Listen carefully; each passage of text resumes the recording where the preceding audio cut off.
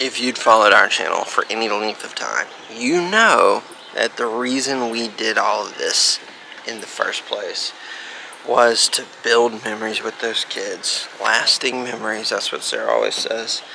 And I agree, right? I don't know that without the kids that we would have done this. Probably, maybe we would have, but we would have been in a van or something. And so in this video, we're going to share 9 tips. I don't know what they are. Some of them are like things you can buy. Some of them are just strategies that we've learned over these 9 months to make life with kids on the road easier. So we're going to go through those. So number 1, the first thing that we found that always makes life on the road better is to pick campsites near the playground. So you'll get all of these maps whenever you go to a campsite, and they always have the playground on there. Find sites, if possible, which is not always possible, but look for sites near the playground. And if you're a Thousand Trails member and you don't get to select your sites, when you come in, already have an idea of where the playground is, drive to that area and see if you can find a site near the playground. And it is difficult because a lot of other people are doing the same thing. So this is the part that we're at now, Spacious Skies, Walnut Grove. And as you can see, they've got a blow-up thing, they've got a park, and there we are. This is where I sit for work, and right out the window is the playground. So they can go out there and play with us in here, and we can see everything that's happening. And then out of our kitchen window, you can see the blow-up pillow and the pool, but we don't trust them in the pool. So one thing I'll say is that you should look for reviews of the park. So we use RV Life Pro, and usually you can even search by site number on there and find out what people say, because sometimes it's deceiving. So this is Hershey, and you can see here's the playground right in this area, and you might think these can see it, but this lake is actually way bigger than it looks, and there's trees everywhere. So you wouldn't be able to see it, even though you think you probably could. So it won't always work out, but look up reviews if you can. But parking somewhere where you can be inside your camper and keep an eye on your kids while they're on a playground is huge, because it makes it easier to let them go. And we found that our kids, Harper especially, if she's inside, she can look out and see, are there kids on the playground? And if there are, she wants to go out there and play. So it helps them make friends without having to ride their bike down and see everything. And then for Lucas, who's a little more shy, he can see how many kids are there and then decide if he's going to go. One of the things that we think helps ensure that you're going to get a family-friendly park is to search for a park that has events. Not only because the park's going to be fun with the events that are going to be going on, but because a lot of times whenever a park has events, they're also going to be just more family-friendly in general. Like some parks do it up real big for Halloween, 4th of July, Memorial Day. Y'all saw the Memorial Day event that was at Appalachian Campground that we did, where they did like the DJ parties and the pool parties and stuff, and you know, that was fun. One of the ways that I try to find campgrounds that are family friendly that will have events is by simply pulling up their Facebook page. I'll go on Facebook and search for the campground, and most of the time, if they are a campground that has things like that, they post pictures of it, or they'll have like events that say what they're doing and when. You can even just go into Google and search that campground name and whatever holiday or event you're trying to find. For instance, like if I wanted to see if Lake Conroe, a Thousand Trails park in Texas, did Halloween stuff, I would go onto Facebook and I would search Lake Conroe Halloween, or I would go onto Google and search Lake Conroe Halloween, or I would even go to their specific Facebook page and then search on their Facebook page Halloween to see what they've done in years past. A lot of parks will also put their monthly event calendars and their monthly, their weekend themes. They'll usually post those to Facebook for people. I utilize a lot of Facebook groups. We're in a ton of full-time family groups. We're in different Thousand Trails groups, and I just go and search, whatever we're looking for, holiday, park, whatever, and a lot of times can find the answers to what I'm looking for. The next tip is to get them bikes. Our kids love to ride their bikes, especially Harper. Lucas is starting to, because we just got him a new bike. His old one was way too small. He got to sit on another kid's bike and figured out that he needs a bigger bike. But bikes open up the world. For one, if you can't get next to a playground, you can have them ride their bikes to the playground. If there are other kids with their bikes, they can get on their bikes and then ride around. So it's just another way to allow them to not be just cooped up in the camper, to make friends, and to be quicker. Because sometimes it rains, sometimes you may be a long way away from the playground. And so having a bike that they can hop on and ride is important. And make sure you've got helmets. Because in some states, you have to have helmets. It's against the law not to have helmets. So get yourself some helmets just in case. Look at my oldest child. The one that always was inside. Now he doesn't even need us anymore. He just gets on his bike and just rides off. And he only comes in to get a handful of Cheez-Its and then he's back off. And his little sister doesn't even come to visit. Unbelievable. If you've been around for any length of time, you have seen that in the beginning we struggled with eating out. Probably because we've always struggled with eating out a lot in our budget. But we have really tried to maintain a habit of packing our lunches, packing our snacks when we go to do fun things. Number one, obviously, it saves money. But number two, if we go out on a long hike or we find a water hole somewhere to swim in or we go to the beach and we have our lunch packed, we don't have to limit ourselves to meal times. You know, we can just sit down and have a picnic and continue doing the fun stuff. Because it seems like every time it comes down to it, the most fun that we have is generally doing something outside. But Lucas will tell you that we do like to save our eating out money for the special ice cream places we can find. It's so fun to find ice cream places where Harper can go in. I think we've had probably three places now where we've gone up and Harper's been like, okay, what can I have? And I'm like, you can eat anything. And she's like, I can have everything here. And I'm like, yeah, this place is completely vegan. You can have anything you want. And by the way, Harper is our middle child. She's our daughter. She has dairy and egg allergies. So I share as much as I can about different places that we find that are safe for her to eat at. Bringing our own food, I don't have to search, and we don't have to, drive the extra distance if there's somewhere that's far away from where we're doing our fun stuff for the day to find somewhere to go and eat. For the next one, and I know what some of you are thinking with the bikes. Are you really going to let your kid ride off where you can't see them on a bike to the playground? Are you going to? And the answer for me is no, never. And that's why the next one is Walkie-Talkies. Get yourself some Walkie-Talkies. And you should get good ones. Good ones that have a good distance on them. Because, one, they work. But then two, your kids can go and you can check in with them.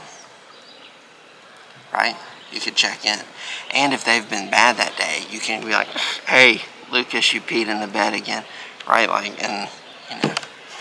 Don't do that. Don't traumatize your kids. But get yourself some walkie-talkies. We've actually seen people who have like one adult walkie-talkie and then a single walkie-talkie for all the kids.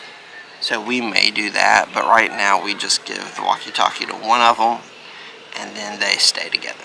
So one, I feel more comfortable if they're together, and I just do. I'm more of a helicopter parent, so I like to be able to see them, know where they are. You just never know. You can't trust everybody. I trust all of you guys. I trust all of y'all, but other people, I don't know about it. So get yourself some walkie-talkies. They're great. Also get a separate set because the batteries go dead, and if you use these for backing up as well, it makes it impossible. So get yourself some walkie-talkies. I'll be honest with you guys. One of the things that we were excited about in transitioning to this lifestyle was the probability that our kids would probably spend more time outside. We had gotten into this pattern where everybody was on these all day long. I mean, the kids don't have phones, but, electronics. So many electronics, so much time on a screen. So we really wanted to give them more reasons to go outside and play, more reasons to go outside and find kids, general age to play with. We have not done a great job of limiting their screen time throughout their lives, and when we started this, we didn't do a good job then either. And so at first we weren't really doing any of that, and we realized slowly but surely that they would never leave. They wouldn't leave the camper. They wouldn't want to go play. And so we've started where they can only get on games late at night. They have to have been good and done their chores all day. And so it's really been good. One, they don't play as often. Two, they know they've got to wait, so there's no begging to play. There's no attitudes. And so that's made the whole thing a lot better. Plus, getting outside, they're making more friends now, which is important. I think we're finally starting to hit our stride there. There have been several days where the kids have wanted to go outside and play instead of getting on the screens. And that is amazing for us. We want them to go outside all day and play and come inside worn out at night. All right, now one of my favorite topics, reciprocal memberships. I've mentioned the words reciprocal membership on this channel so many times now, but it's because it's so worth it. It gives you an excuse to find something to do, cheap or discounted, on the days when you might not do anything. More than half the time, the kids really enjoy whatever it is that we find to do. And I'm telling you, do not sleep on these children's museums in these small towns. If they have a children's museum, especially during the school year, if they have like a homeschool program, they're amazing. So, a reciprocal membership. It's a membership that you buy to a museum. We bought a membership to Boone Shoft Museum in, I think, Dayton, Ohio. We bought it online. We've never been there. But in buying the family membership, we get 3 different reciprocal memberships with it.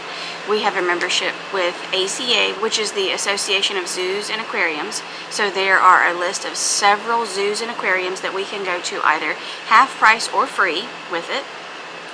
We also have a reciprocal membership with ASTC, something science and technical stuff. I can't remember the exact acronym, but this gets us into a lot of the science and natural history museums that we do, free most of the time. The other reciprocal part of it is ACM, which is the American Children's Museum. That gets us into a lot of children's museums at half price. So it's a year membership that we bought through the Boone Shoft Museum, and then we're getting the 3 different aspects of reciprocal memberships that we're using throughout the year. There are some other ones, I don't remember off the top of my head, but we do have another video on that, so I will link that where I went into more detail on it so you can see that. Sarah's going to be offended by this one, that's why I'm doing it. But go to places they want to go. So we've been to New York, Massachusetts, Rhode Island, right? We've been all through all those. And Sarah has this tendency to want to send us to these big cities. New York City, Boston. And I think New York City, if you go to New York and you're right there and you don't go to New York City, that does seem weird. But we're not city people. We want to be in the woods. You've seen all our videos. If there's a beach anywhere near us, we're at that beach.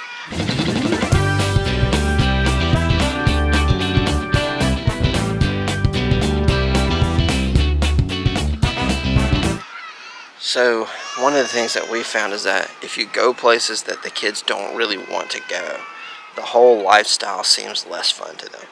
So we've started consciously trying to make sure that we're going to places that are cool, places they'll remember forever, but also do a lot of things that they want to do. So we include them in the planning. Sarah will choose to not go to places she wants us to go if she thinks the kids are not going to have fun there. So that's what we've been doing. And also make it educational.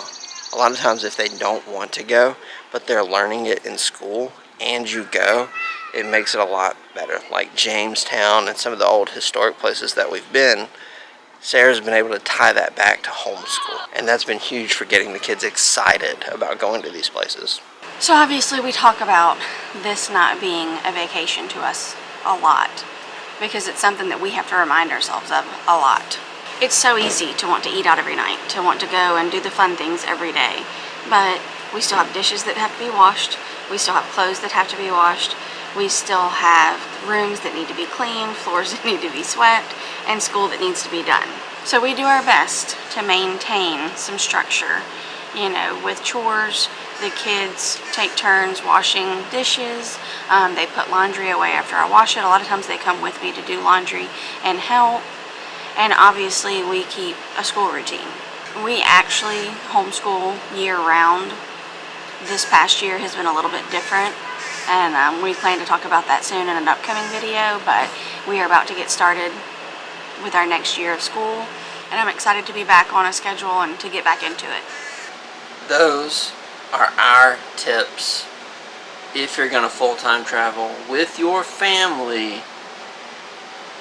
Use those tips and strategies. Get the bikes, the walkie-talkies, find the playground. Limit the screen time. Go where they want to go. All of those things. Oh, and the reciprocal memberships. Sarah loves those things. Do all of those things, and your kids will love life on the road, and you will love that you did it.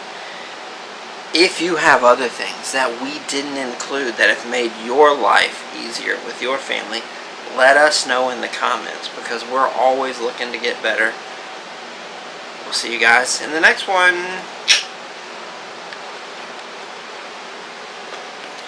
Oh my gosh.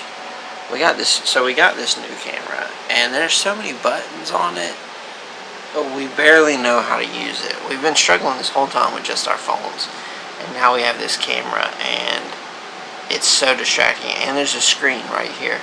And so I always just want to look at the screen instead of looking at the camera.